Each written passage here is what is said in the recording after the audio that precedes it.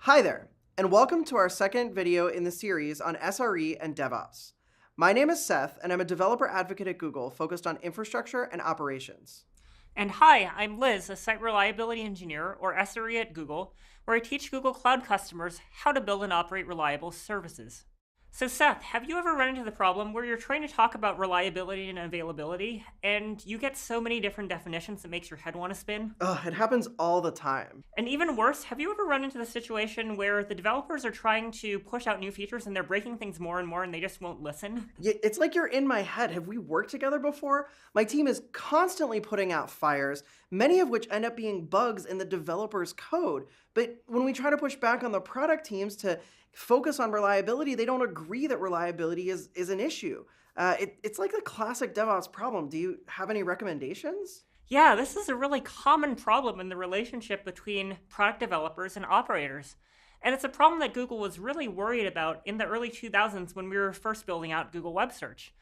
And this is when we started defining the SRE discipline, and it's really been a work in progress that we're improving on since.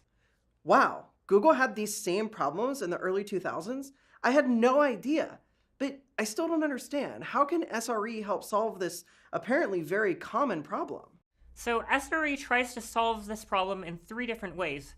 First of all, we try to define what availability is.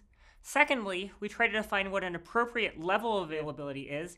And third, we get everyone on the same page about what we are going to do if we fail to live up to those standards. And we try to communicate this across all of the organization, from product developers to SREs, and all the way from individual contributors all the way up to vice presidents. That way we have a shared sense of responsibility for the service and of what we're going to do if we need to slow down. And we do that by defining service level objectives in collaboration with the product owners. And by agreeing on these metrics in advance, we make sure that there's less of a chance of confusion and conflict in the future. Okay, so an SLO is just an agreement among stakeholders about how reliable a service should be, but shouldn't services just always be 100% reliable? So the problem is that the cost and the technical complexity of making services more reliable gets higher and higher the closer to 100% you try to get. It winds up being the case that every application has a unique set of requirements that dictate how reliable does it have to be before customers no longer notice the difference. And that means that we can make sure that we have enough room for error and enough room to roll out features reliably. I see. We should probably do another video where we talk about why 100% availability isn't a real target. Okay, Liz, I'm ready. I've decided that I want my service to be 99.9% reliable. So where do I get started? Do I use Vim, Emacs, Nano? What do I do? So I'm a Nano user, but first, you really have to define what availability is in addition to defining how available you want to be. We need to make sure that we understand what availability is in the context of our service and that we have clear numerical indicators for defining that availability. And the way that we go about doing that is by defining not just service level objectives, but service level indicators, or SLIs. So SLIs are most often metrics over time, such as request latency, the throughput of requests per second in a case of a batch system, or failures per total number of requests. They're usually aggregated over time, and we typically apply a function like a percentile, like a 99th percentile or a median. And that way, we can get to a concrete threshold which we can define to say, is this single number good or bad? So for instance, a good service level indicator might be saying, is the 99th percentile latency of requests received in the past 5 minutes less than 300 milliseconds? Or alternatively, another service level indicator might be, is the ratio of errors to total requests received in the past 5 minutes less than 1%? Okay, thank you for explaining that. It's much clearer now, but how does that SLI become an SLO?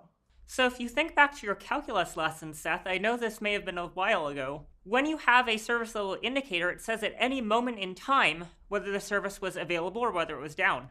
So what we need to do is we need to add all of that up or integrate it over a longer period of time, like a year in your example of 99.9% over a year, to see, is the total amount of downtime that we've had more or less than the 9 hours that you were worried about? But you should always beat your SLO, right? No. So the thing is that SLOs are both upper and lower bounds. So this is for two reasons. First of all, the fact is that if you try to run your service much more reliable than it needs to be, you're slowing down the release of features that you might want to get out that would make your customers happier than having an extra femtosecond of uptime.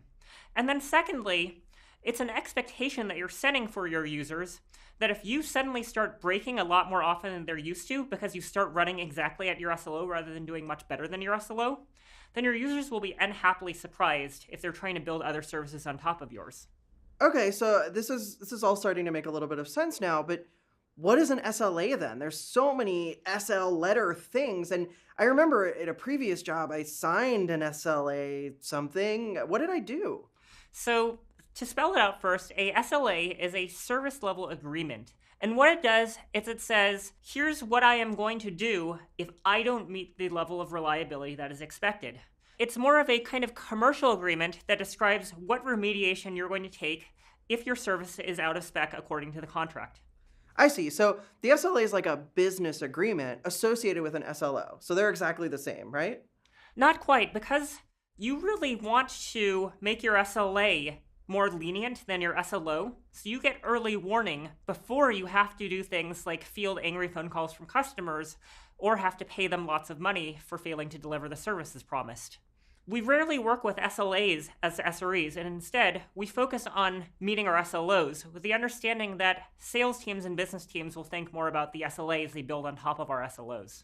I see. So SLAs describe the set of services and availability promises that a provider is willing to make to a customer, and then the ramifications associated with failing to deliver on those promises.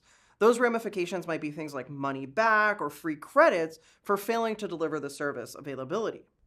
Yes, that's exactly correct. So to summarize, SLIs are service level indicators or metrics over time, which inform about the health of a service. SLOs are service level objectives, which are agreed upon bounds for how often those SLIs must be met. And finally, SLAs are business level agreements, which define the service availability for a customer and the penalties for failing to deliver that availability.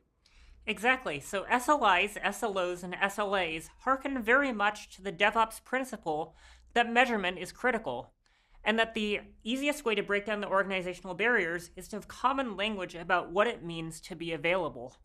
And we give, with SLIs, a very well-defined numerical measurement for what that is.